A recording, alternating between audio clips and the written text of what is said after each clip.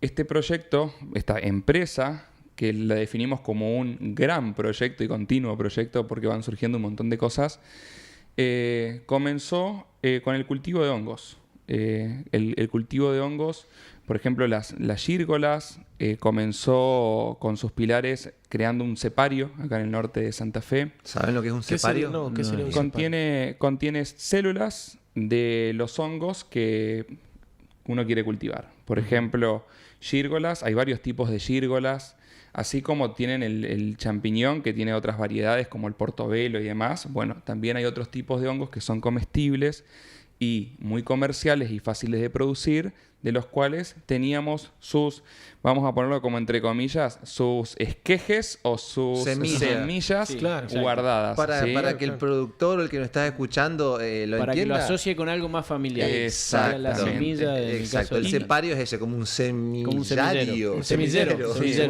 Sí. Y lo interesante de esto es que nosotros arrancamos el proyecto mostrándole a la gente de que cultivar no era una cuestión compleja como, había tanta poca información hasta hace muy poco, muy escasa información, que cuando vos entrabas a buscar cómo se cultivaba, había tantos mitos, había más mitos que realidades. O sea, en cuestión de conocer procesos de desinfección, de esterilización, o sea, el cuidado de la higiene, el cultivar y demás.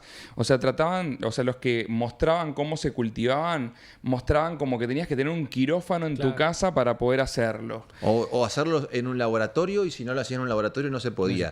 Fue lo que nosotros quisimos desmitificar, diciendo, esto se puede cultivar en tu casa, en tu cocina, o inclusive escalarlo a un nivel productivo. Y nuestro primer conejito de India, cuando surge todo esto, fue una señora, Cristina, ojalá nos esté escuchando, saludos a Cristi, que tiene no quiero revelar su edad, pero entre 50 y 60 años, ya jubilada, y nos dice, yo quiero probar esto, me llama la atención. ¿Por qué? Porque esto puede ser un hobby, donde te sacás ese estrés y creas algo exótico y además aportás valor y también reciclás. ¿Por qué? Porque son hongos saprófitos, o sea, son organismos que van a crecer a expensas de residuos, o sea, de materia orgánica muerta. ¿Y dónde hay materia orgánica muerta? En el campo. En el campo. El rastrojo. O sea, que cuando vos, exactamente. Claro, cuando vos hablabas de lo difícil y de que desmitificaron esto de que no es necesario un laboratorio, y justo ahora que llovió también, pero en el campo estamos acostumbrados a que después de un día de lluvia, por ejemplo, al otro día suelen brotar hongos por todas partes. Bueno, exactamente. Si bien no serán los mismos hongos, pero digo... Pero eso cuando ustedes ven, hay una época especial que empezamos a ver todo eso. ¿Qué fecha? ¿Qué época es? El otoño. El otoño. Cuando Bueno, las lluvias otoñales. si nosotros queremos cultivar hongos, ¿y por qué se lo digo al productor? Porque el valor en el mercado de esto es muy, muy alto. O sea, son muy costosos en el mercado, o sea, tiene un buen precio. Y se lo puede hacer con materiales que el productor mismo no va a ocupar, que está desechando. Porque encima no es que necesitas de materia muerta todo lo que dejas sobre la tierra, por ejemplo, ¿sí? Eso se llama rastrojo, creo, ¿no? Claro. Sí. Bien, no vas a ocupar todo eso, solamente algunas bolsas, porque después lo hidratás. Imagínate que para hacer un bloque en donde crecen los hongos, un bloque, vos estás utilizando 1,2 a 1,5 kilogramos de rastrojo. Nada. Nada. Hidratado te queda más o menos en 2 kilos, en casi 3 kilogramos. Duplica, ¿sí? ponele. Por cada una de esas bolsas, si vos lo inoculás con el hongo va a crecer, va a salir, va a formar el sombrero, etc. Eso es lo que vas a ocupar como para poder comercializarlo. Y estarías sacando 1 kilogramo de hongo. A ver, por ahí parece poco, pero cuando vos ves el material, cada hongo pesa poquito, por lo tanto vas a tener mucho material. El volumen es grande. Y cuando hablamos de gastronomía, no ocupamos muchísimas cantidades de hongos en la gastronomía. Por eso el poder comercializarlo es bastante sencillo. Ustedes me dirán, sí, pero los hongos lo cosecho y duran 2 días, después ya se empieza a descomponer. Y si lo guardo en la heladera me dura 1 semana, o sea que tengo que tener cadena de frío. Pues no, podemos deshidratarlos. O sea, Ajá. podemos tener un secadero, los deshidratamos y los podemos guardar. Y inclusive, ahora que estuve hace poquito tiempo, estuve en la Patagonia, en el otoño salen todos a buscar los hongos de pino, lo guardan y espera que se termine la temporada de hongos de pino, los secan y después los empiezan a vender cuando está en faltante de Deshidratado. temporada. Exactamente. Cuando se eleva el precio. Sí, claro. sí. Oferta y demanda. Contraestación sería. Sí, ¿Por qué digo esto de la estación y por qué es tan importante? Porque para que los hongos crezcan tienen que estar en las condiciones otoñales. O sea, tenemos que estar en un 90% de humedad, tenemos que estar en un clima que ronde entre los 20 y los 28 grados. Y si lo hacemos fuera de temporada ya estaríamos necesitando maquinaria y el costo energético de todo eso es muy alto. Entonces hay mucha gente que aprovecha la temporada y cultiva montón, aprovecha porque es la temporada. Más o menos desde abril hasta septiembre. Sí. Esa es la temporada en la cual vos podés cultivar hongos a la intemperie, vamos a decirlo, más allá de algunos cuidados sin necesidad O de... sea, todo el invierno. Exacto. Sí. En el otoño y el invierno, lo bueno de esto es que nunca van a morir por el frío. En más, si a más frío el crecimiento es más lento, pero van a seguir prosperando. El problema es el calor. Cuando llegamos a los 28 grados, ahí ya los hongos mueren, pero tenemos muchas temporadas, tenemos una temporada muy larga donde no supera los 28 grados y eso es muy bueno. En caso de que haya unos días donde hay altas temperaturas, Los veranitos. esos veranitos no es problema porque se lo puede arreglar con mucha humedad, o sea, con el riego mismo se puede calibrar eso. Lo importante es que los pequeños hijitos que va alargando el box que tiene el hongo, ¿sí? No se deshidraten, ¿sí? Porque esto es lo que produce el calor, que se deshidratan y por lo tanto dejan de crecer. Los primordios, se les denomina primordios. Esto que ustedes dicen, ¿está pasando acá en el norte santafesino? Sí. Sí. Hay gente que lo hace, pero no lo hace a gran escala. A ver, o sea, está pasando en una escala muy, muy chica. Nosotros, nuestra idea, por ejemplo, con el tema del cultivo de hongos, que lo hemos ido a hablar en su momento con el INTA y es una idea que siempre tenemos, es ver la manera en la que los productores chiquitos, medianos o familias que viven en la zona rural, por ejemplo, tengan la posibilidad de capacitarse y de aprender a cultivar estos hongos porque puede ser una gran salida laboral y económica y alimenticia también. ¿Por qué? Vos decís, bueno, pero Gastón, si recién dijeron que se puede cultivar solamente hongos en la parte otoñal e invernal, pero si vos querés hacer en tu casa o en algún lugar un sector donde se puedan cultivar los hongos todo el año, bueno, tiene que ser una estructura en la cual tenés que tener un aire acondicionado y la humidificación suficiente como para que ese sector tenga la temperatura sobre todo de fructificación del hongo. Entonces, imaginémonos que podemos hacer una estructura, hacemos un convenio con una empresa para hacer una estructura de Durlock, donde esa estructura tenga un determinado tamaño, vienen inclusive... ¿cómo es que se llaman? Sí, los módulos habitacionales. Módulos para... Entonces, con un aire acondicionado, vos en un lugar con poca superficie podés hacer una gran cantidad de hongos. Entonces, como existe el Pro Huerta de toda la vida en el INTA, nosotros pensamos siempre en un Pro Hongos. El Pro Hongos viene... Siempre hablamos esto, que tiene que ver con que INTA, que es una organización maravillosa y que ayuda muchísimo a los productores, tiene un montón de actualizaciones, por ejemplo, de cultivo de batata, actualización número 15 de cultivo de batata y un montón de cosas. Bueno, nos gustaría que en algún momento se pueda hacer algo de capacitación para que el productor pueda conocer de qué manera se cultivan los hongos, cómo se los hace, producir cepas, o sea, para semillas, digamos, adaptadas a la zona y que ese productor también tenga la posibilidad de no estar pendiente de esto que hablaban hoy ustedes cuando hablaron al principio del programa, que tiene que ver con el clima, con el tiempo atmosférico de un lugar para ver si va a tener éxito o no. Vos con los hongos prescindís absolutamente de cómo esté el tiempo afuera y tenés una piecita en la cual sacaste el sustrato, que es lo que necesitas necesitas para tipo la tierra para las plantas. Bueno, ese sustrato lo sacás del rastrojo y después le inoculás los hongos y tenés un lugar donde podés tener una actividad económica y también productiva para vos mismo, para comer, o sea, y es muy beneficioso. En este cuarto donde estamos hablando nosotros entran más de 350, 400 bolsas de sustrato. Cada una te va a dar 1 kilo de hongos, por ejemplo. ¿Sí? Es una habitación pequeña, o sea, no estamos en un galpón, en un galpón, exactamente. Es una habitación pequeña. Que puede ser una actividad que pueda llegar a mantener una familia. Hablamos totalmente. Conocemos una productores, salida laboral firme. Sí, conocemos productores de Argentina que viven exclusivamente de la producción de hongos. Y que fueron probando, tipo, mira qué lindo, hicieron un curso de cultivo en tal lado, fue, y vio e hizo la habitación, porque la temperatura de fructificación para la gente, eso es lo que es complejo. O sea, el hongo fructifica a una temperatura, vamos a decirle en promedio 22 grados, menos 25. Entonces, en el veranito nuestro que tenemos acá, que te hace 50 grados, tenés que tener un lugar a esa temperatura. Pero es totalmente posible. O sea, donde vos prorrateás cuánto te sale el aire acondicionado, si querés hacerlo más escalable o también tener otro tipo, lo haces con energía solar, por ejemplo, como para... Sí. Mientras más material aislante tengas, o sea, obviamente que el cuidado energético va a ser mejor, pero uno puede producir en salas pequeñas y puede abastecer, o sea, el proceso del hongo, también quiero contarles esto que me parece muy interesante, que ¿cuándo sabe cómo hago para que la bolsa identifique que tiene que largar un sombrero? O sea, que tiene que salir la seta, ¿sí?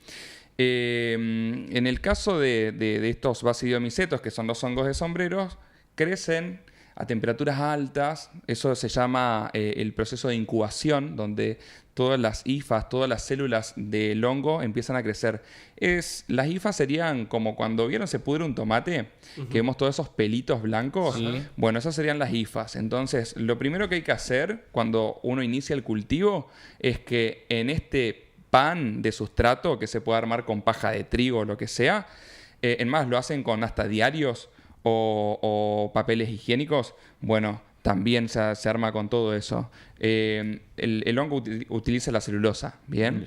Entonces, vos le das temperaturas por arriba de los 25 grados, de los 24 grados, llega casi hasta los 27, 28 grados, y esa temperatura es como que le dice, estamos en pleno crecimiento. Ahora, cuando le bajaste la temperatura, lo llevaste a 22 grados, ahí el hongo, las células detectan como que están en un estado de estrés, de alerta, entonces tienen que reproducirse y larga la seta. ¿Sí? El sombrero. Lo que nosotros, cuando decimos hongo, que vemos eso que tenemos en la mente, bueno... Sí. El hongo no es solamente eso. Es como que en la planta es cuando semilló. Exacto. Claro, así, exactamente. Empieza su ciclo reproductivo. O sea, sabemos que la planta es la raíz, por ejemplo, el tallo, las hojas, todo eso es la planta. Bueno, cuando hablamos del hongo, no es solamente el sombrero. El sombrero es nada más que su aparato reproductor. Claro. Es eso. ¿Por qué? Porque tiene unas laminillas. Van a ver que a veces larga como una telita abajo, ¿no? Del sombrero, que esa telita se abre y hay unas laminillas. Esas laminillas están llenas de esporas. Son todos semillitas microscópicas por las cuales cuando se abre ese velo empiezan a caer esas semillitas y el viento las esparce y así se puede ir el hongo por todos lados. Nosotros, por cada inhalada, ¿sí?, que estamos haciendo, cada vez que respiramos, ¿sí?, estamos metiendo en nuestros pulmones entre 9 y 12 esporas de hongo por inhalada. Imagínense que están por todos lados. Por todos lados. Sí. Preguntarles por especies para nuestro lugar acá. Bien, a ver, hay especies que son endémicas de la zona, que podemos... Hay gente, por ejemplo, que hace recorridos para ir a buscar hongos que se encuentra de manera silvestre. Sí, lo sé. La historia esa de los hongos la hemos contado muchas veces, que después capaz la podemos comentar. Sí. Bueno, pero entonces... Y advertir. Y advertir también. Va a ser algo curioso. Curioso. Un dato de color de la entrevista. Antes que nada quiero meter esto a colación. Igual que las plantas. O sea, porque todo el mundo, ¿qué pasa? Le tiene miedo a los hongos. O sea, ven un hongo y dicen, no lo toques, es venenoso, o piensan que los hongos ya directamente es una cuestión alucinógena. Habría mucha gente buscando hongos si sería así, ¿no? Pero tengan en cuenta lo siguiente, así como las plantas, que hay plantas que se comen, hay plantas que no se comen, y hay plantas que son venenosas, y hay plantas que son alucinógenas, es exactamente así el mundo de los hongos. ¿Se entiende? Sí. Y no por tocarlos va a producir algo complicado o nos van a envenenar, ¿bien? Lo digo por ahí para que si están viendo algún hongo, pueden tocar su textura y demás, no va a pasar nada. Lo que se recomienda es no empezar a arrancar y sacarlo, es como las plantas, ¿no? Que una planta y la quieres arrancar y llevártela por ahí. Está ahí, es por algo, hay que cuidar la naturaleza y observarlo, podemos tocarlo de última. Mientras menos dañemos también. Mientras menos dañemos, mejor. Total. ¿Sí? Y respecto a lo que decía de qué tipo de hongos nosotros encontramos acá hay mucho. Tenemos una zona con una riqueza biológica, un bioma como no hay casi en otra parte del mundo, como el Jaucanigas nuestro, y también la zona del monte y demás. Las temperaturas hacen que la proliferación de hongo no sea todo el año, pero hay un montón de especies. Ahora bien, ¿qué especies podés cultivar acá? Cualquiera. Cualquier especie. Vos mientras les des las condiciones de temperatura y humedad adecuada, vos... ¿Qué es lo bueno del cultivo? Que cuando vos cultivás hongos, vos sabés exactamente qué estás cultivando. Ahora vamos a contar después la historia tuya, que es una recolección de un hongo que a priori parecía inofensivo por alguna condición particular de la atmósfera en un momento determinado, cambia algo y hace que sea relativamente tóxico. Entonces, cuando vos, ¿qué se puede cultivar? ¿Qué tipo de hongos? Cualquiera. Porque vos, cuando agarrás el líquido donde están contenidos, que el lema dijo que teníamos un cepario, bueno, ahí vos tenés ese hongo en millones y millones de partes. Células. Entonces sacás un poquito de ahí y lo pones en el lugar donde quiere crecer. Entonces, ¿qué puedes cultivar? Lo que quieras. Y tener el control sobre lo que va a Total, pero sí, para hablar también muchos hongos se parecen entre ellos. O sea, por ahí decimos, wow, mirá, estoy acostumbrado desde chico, mi abuelo veníamos y juntábamos este hongo que crece en este lugar. ¿Bien? Bueno, con el pasar de los años, el sustrato, lo que está ahí en el suelo, porque hay veces que cayó una madera dura, esa madera dura se descompuso, cayeron las esporas de un X hongo y hasta que degradó el último rincón de esa madera dura, creció por años y años y años, ¿sí? Pero llegó un día que eso se terminó o vino otra especie que son muy parecidas, porque hay veces que para diferenciarlos se necesita o hacer un análisis químico o hacer una identificación de sus esporas, porque el hongo comestible silvestre X, ¿sí? Y después tenemos el otro, el hongo tóxico Z, ¿sí? Son parecidos. Pero la forma de diferenciarlo es a través de esas semillitas microscópicas, las esporas. El color que tienen las esporas, o la forma que tienen las esporas, o los químicos que tiene el hongo. ¿Bien? Que a simple vista son claro, idénticos. Entonces, a simple vista son idénticos. A veces la gente experta puede decir, se parece, pero no es porque esta no es la época en donde crecería. Claro. Ajá. Y ahí es por fecha, ¿sí? O se parece, pero no es porque no es el sustrato. Esto crece en tal árbol muerto y esto está creciendo en otro. O sea, así es como también la expertise hace que puedan identificarlos. Bien. Pero volviendo a la pregunta de Leo, Sí. y vos le respondías, Gastón, con respecto a cuáles son los cultivos o digamos, los bien, hongos, perfecto. las especies que más se pueden hacer. Vos decías cualquiera, pero tiene que ver con que todas las especies o todos los productos que se pueden sacar del cultivar de hongos, necesitan las mismas condiciones. Pues muy parecidas. Porque a lo mejor hay algunas que se adaptan Muy más a esta zona de altas temperaturas. Esto es Sí, así. sí. Cada especie de hongo pueden compartir entre ellos algunos gustos, pero no van a compartir entre ellos los rangos de temperatura, ¿estamos de acuerdo? Sí. O el tipo de sustrato. Vamos a un El ejemplo. sustrato es, por ejemplo, la tierra que tenés que tener para una maceta. Haces una maceta para una planta, le pones la tierra. Bueno, esa tierra, eso se llama sustrato en los hongos y eso varía. Entonces nosotros tenemos, a ver, no crece en nuestra naturaleza, pero sí lo podemos comprar, adquirir a la cepa. Son relativamente muy económicas, o sea, estamos hablando de, quiero cultivar tal hongo y conseguir su cepa, son 20.000 pesos quizá comprar su material genético, ¿no? Para hacerlo. Ahora, las gírgolas. Hay distintos tipos de gírgolas. Tenés gírgola rosa, parda, gris, azulada, etcétera, donde cada una crece en un rango de temperatura distinto. Entonces vos decís, wow, estoy en Reconquista.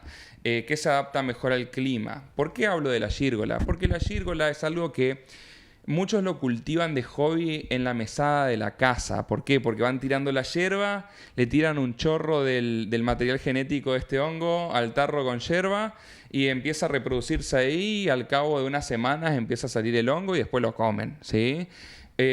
O lo cultivan esto lo digo porque lo hacen muchos de manera experimental, compran rollos de papel higiénico, obviamente nuevos, ¿no? Y lo humedecen y hacen que crezca en eso.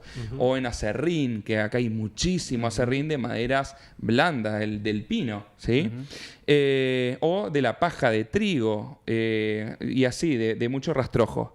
Ahora, hay otro hongo que crece en nuestra zona, que es endémico también de acá, a diferencia de la gírgola, es endémico de acá, que es el cola de pavo.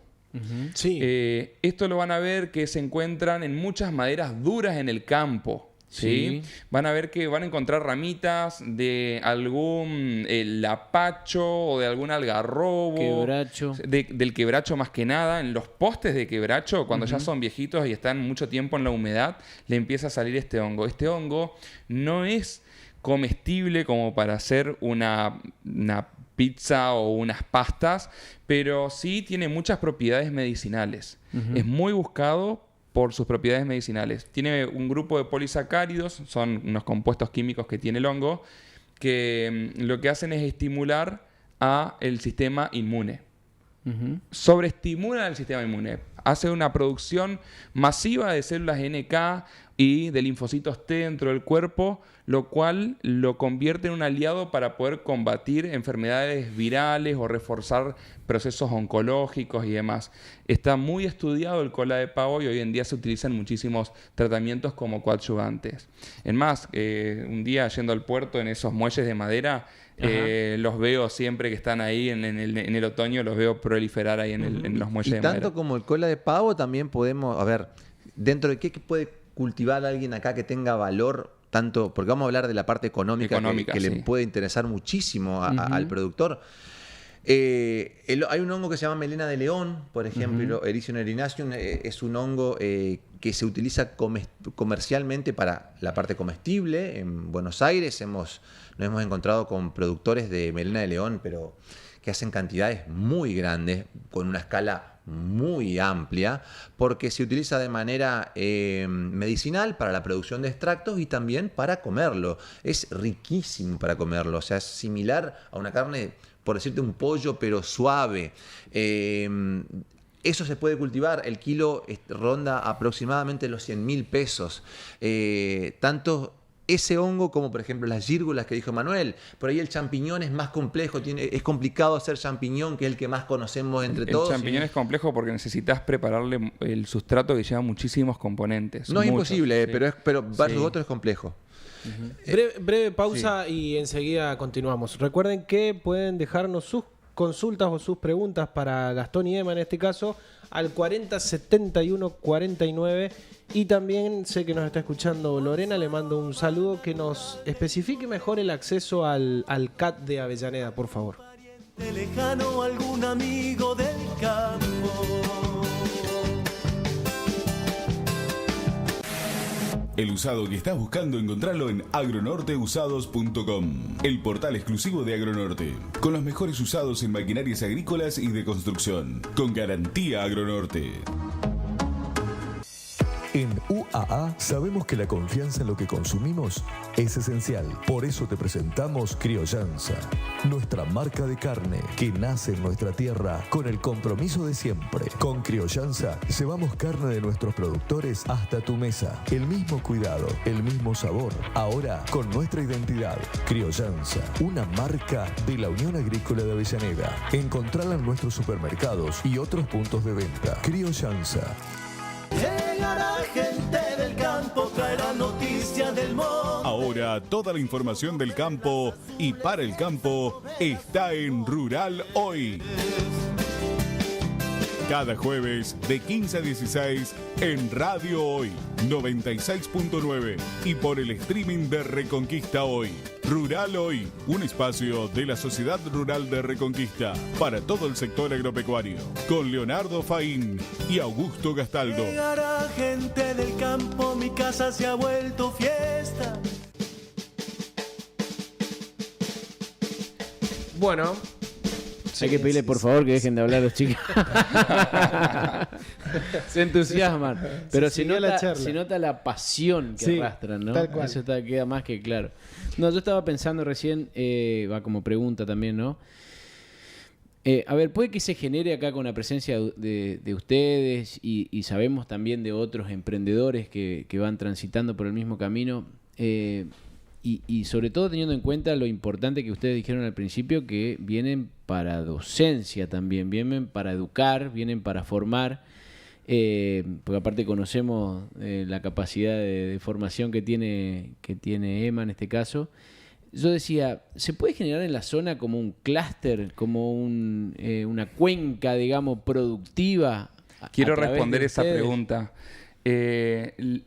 También la iniciativa, hay muchas escuelas agrícolas o también hay muchos proyectos, porque hay, profesores de biología y demás, que esto es muy aplicable, ¿no? Porque hay materias como medio ambiente o biología, producción, tecnología, todo es aplicable a esto.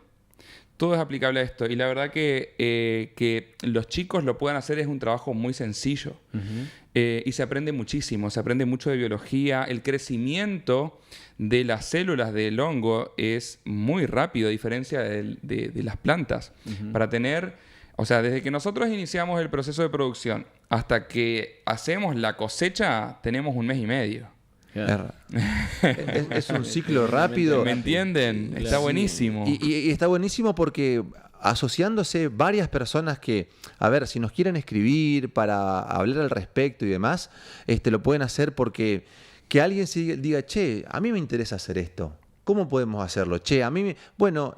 Nosotros hemos dado cursos de cultivo, donde el curso de cultivo también tiene que ver con la escalabilidad, y la escalabilidad, para que sea económicamente rentable para varios, tiene que ver con la sinergia, y mientras mayor cantidad de personas se interesen en hacer esto, se crece más rápido. Claro, sí. Es así. Entonces, que alguien diga, che, yo quiero hacer esto, y se asocie con otra persona y se haga un clúster de diferentes intereses que juntos termina siendo más rápido. Porque que entre todos los vecinos rurales, por así decirlo, quieran hacer exactamente lo mismo, es mejor. ¿Por qué? Porque fomentan al consumo. Exacto. ¿Vieron? Cuando uno hace una sola cosa, uno está solo y hace una sola cosa, es como que te ven como el loco. Sí, pero después raro. cuando 2 o 3 ya están haciendo eso, es como, wow, mirá, están Sí. haciendo eso, me interesa muchísimo. No, porque aparte me parece que también el asociativismo o digamos que se haga una comunidad dentro de una región de producción tiene que ver también con solucionar problemas de la cadena de la comercialización, ¿no? Total. Si vos tenés medio kilo de X hongo para vender, es difícil meterlo en el mercado porque, bueno, lo tenés hoy, mañana no. Y el mercado lo que necesita muchas veces es continuidad de la oferta o de la demanda de ese producto. Y si hay muchos que lo hacen, es mucho más fácil cumplirlo. Un chico, no me acuerdo el nombre, segura puede que nos esté escuchando, al norte de Avellaneda, un poquito más, él estaba haciendo una producción de estos hongos en troncos. O sea, de los troncos que talaba de los sauces, inoculaba el material genético dentro de estos troncos y los dejaba así durante unos meses. Bajo una media sombra. Y después eso lo guardaba a oscuras y le tiraba mucho material de hojas y todo lo que iba juntando en el campo. A los meses lo sacaba de ahí y lo ponía bajo una media sombra arriba de unos pallets. Con un sistema de riego. Y en pleno verano hizo crecer una gran cantidad de gírgolas y pudo hacer más de 20 kilos de gírgola, que dice que la vez que lo llevaba al mercado... A la Unión Agrícola de Avellaneda. Sí, le compraban todo. Le compraban todo. Le sacaban de las manos. Es más, nosotros si nos dicen, che, vamos a producir hongos, nosotros se los compramos.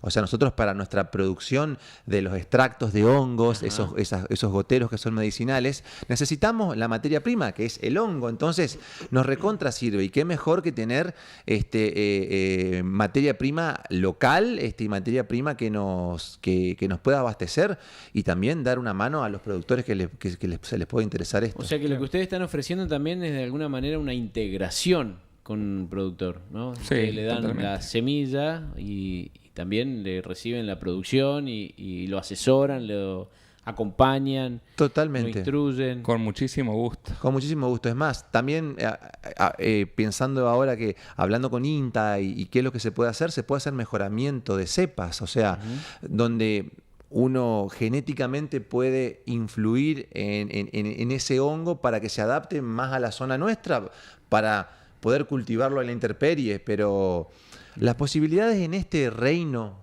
hablando de los hongos, son infinitas. O sea, una vez escuché una frase que es que el mundo se cambia y se cambia a través de los hongos. Es absolutamente cierta, yo lo creo 100%, porque desde el punto de vista rural, para el tratamiento de contaminantes, para como fertilizantes, para utilizarlo en un montón de partes de la cadena productiva, hay usos que ni siquiera sabemos todavía. Solamente conocemos cerca entre el 10 y el 7% del total de hongos que existen.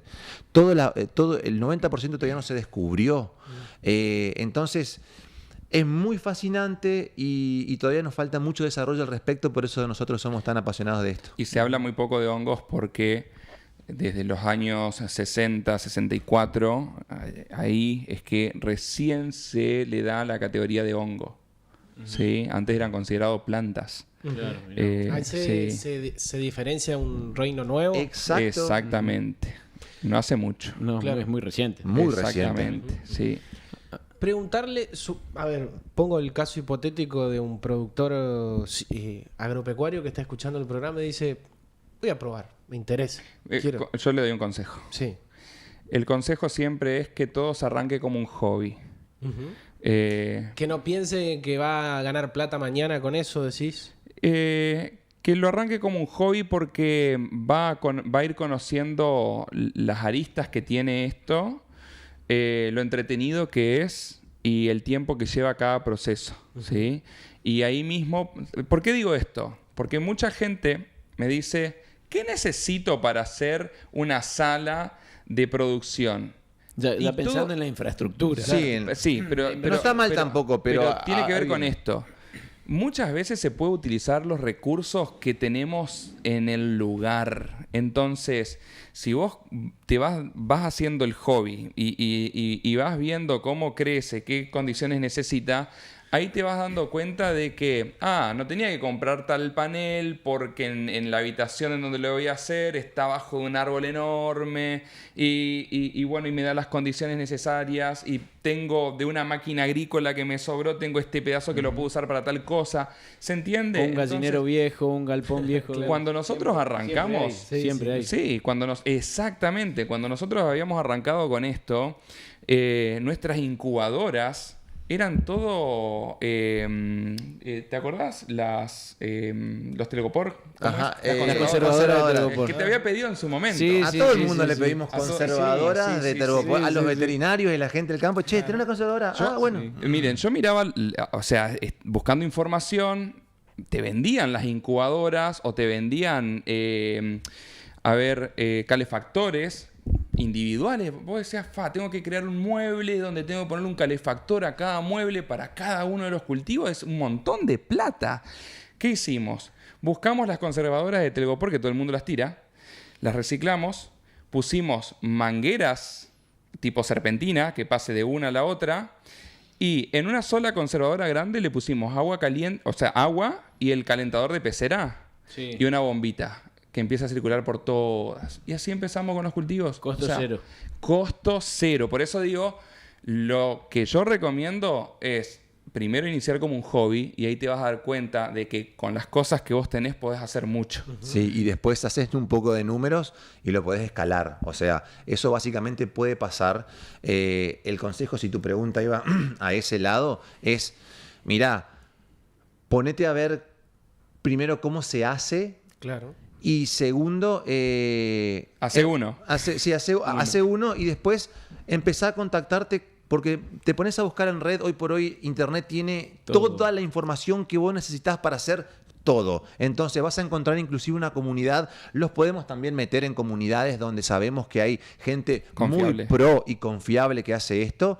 Y de ahí vas a empezar a ver, che, necesito esto, necesito lo otro, puedo hacer esto, pruebo de esta manera. Y yo creo, estoy segurísimo, si yo tendría que iniciar una actividad, hoy digo, ¿qué tengo que hacer? Cultivo hongos. Lo hago, pero sin ningún... Más con él. Hay otra cosa que no dijimos, que el auge del consumo de los hongos, tanto medicinales como los comestibles, está teniendo una tendencia muy marcada. Bueno, iba a eso también. Muy exponencial. Como pregunta, digamos, y saliendo de lo productivo y yéndonos a lo que es medicinal. Pero en el medio no quería dejar de preguntar, ¿cuánto hongo consumimos como comunidad acá en la zona? Si se sabe estadísticamente, en Argentina y comparativamente con otras regiones del mundo. Muy, muy poco. En Argentina se consume muy poco comparado con Chile. O Europa. En Europa hay kilos de consumo de hongo por cabeza per cápita, ¿no? Hace poco estuvimos en la Convención Internacional de Hongos que se hizo en la UBA en Buenos Aires. Se hace cada 3 años. Y ahí hablando con internacionalmente lo mejor que hay, digamos, del mundo hongos y comestibles y medicinales.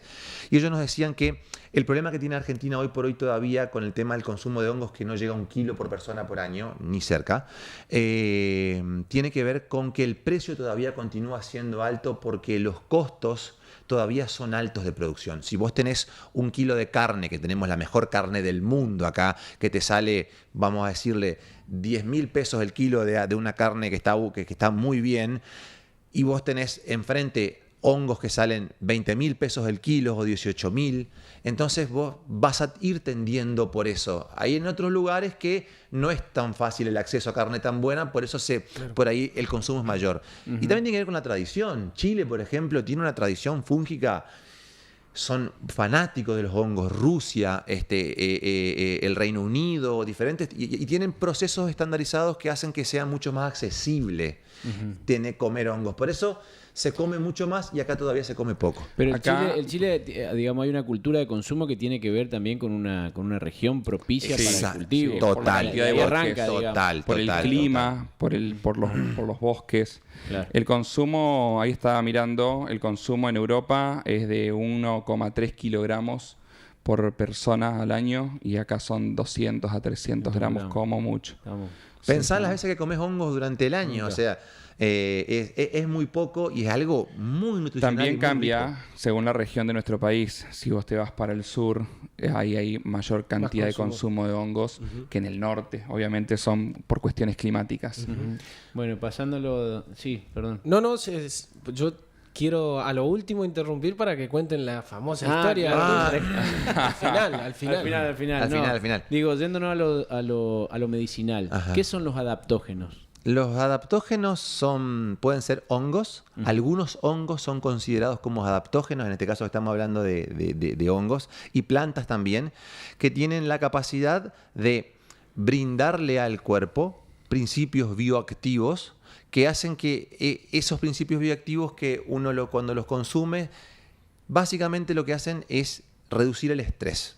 El estrés del cuerpo a nivel sistémico, sistema nervioso, sistema endocrino, etc. Entonces, los adaptógenos son plantas u hongos que tienen principios bioactivos que cuando vos los consumís te regulan diferentes sistemas. Y nosotros lo que hacemos con eso es básicamente concentrarlos. Exactamente. Son extractos, Son extractos. Concentraciones. A ver, acá hay una cuestión a tener en cuenta que es el concepto de biodisponibilidad. La cúrcuma, por ejemplo, es un adaptógeno, ¿sí? El hongo reishi es un adaptógeno, el cola de pavo es un adaptógeno. Comerlos, ¿Por qué no cualquier planta o cualquier hongo puede ser adaptógeno? Porque para que sea considerado un adaptógeno no tiene que generar, por ejemplo, adicción, Ajá. ¿sí? No te tiene que generar un malestar.